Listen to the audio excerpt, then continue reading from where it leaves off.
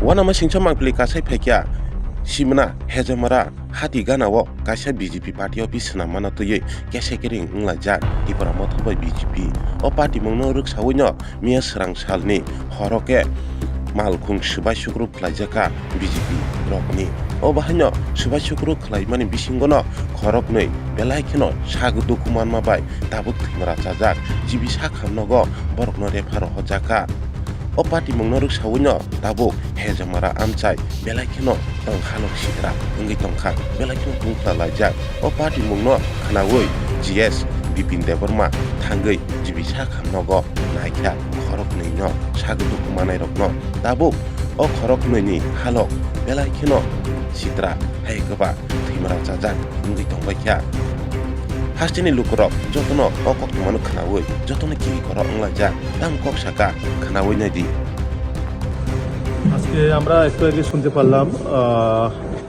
সম্ভবত হেজামারাতে আমার party office নতুন উদ্বোধনের জন্য কাজ চলছে। তো আমাদের কর্মীরাও সবাই উৎসাহের মধ্যে তারা এই পার্টি অফিসের জন্য কাজ করছিল।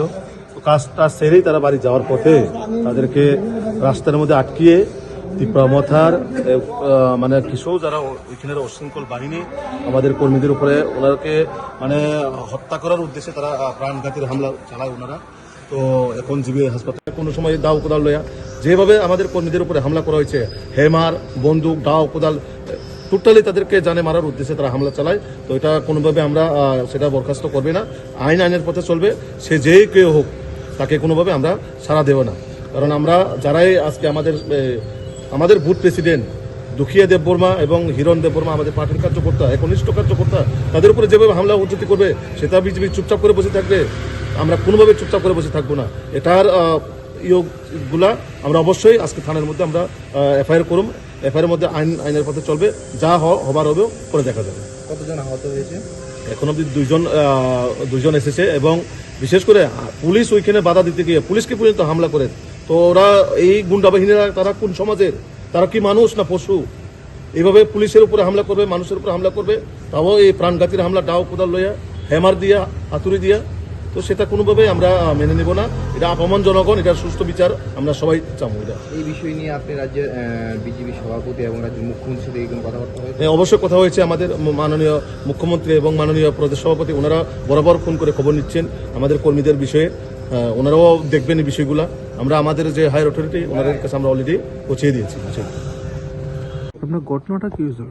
ঘটনাটা গতকাল থেকে আমরা পার্টি অফিস বানাচ্ছিলাম হেজামারা এখানে বাজারে আশেপাশে যে বিয়াচেনারা টাওয়ারের নিচে, সেটা খাস জমিন না, সেটা জুট জমি।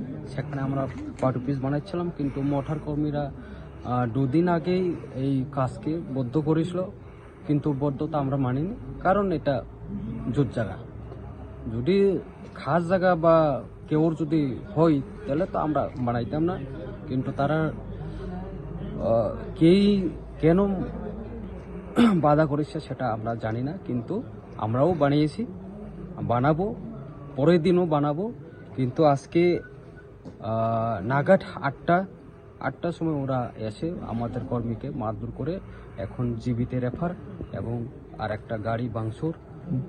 আমি নিন্দা জানাই তাদেরকে যে এইরকম সুশ্রামী বা কেউকে হাত দিয়ে কেউকে খুন করে সেই সিপিএমের মতো ওরা নিপাত যাবে আগামী 2026। এখন 2026 এডিসিতে ওরা দেখাবে। আপনারা কেমনি করতে পারছেন তীব্রমথা কর্মীরা আইসে এভাবে হামলা চালাচ্ছে?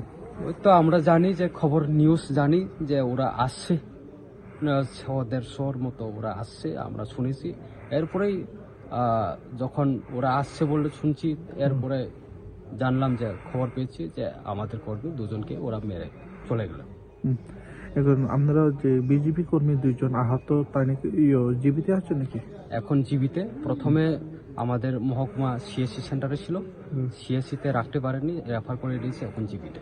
গাড়ি কোনো ভাঙচুর করা হয়? গাড়ি একটা অল্টো গাড়ি, ওনার গাড়িতেই ভাঙচুর।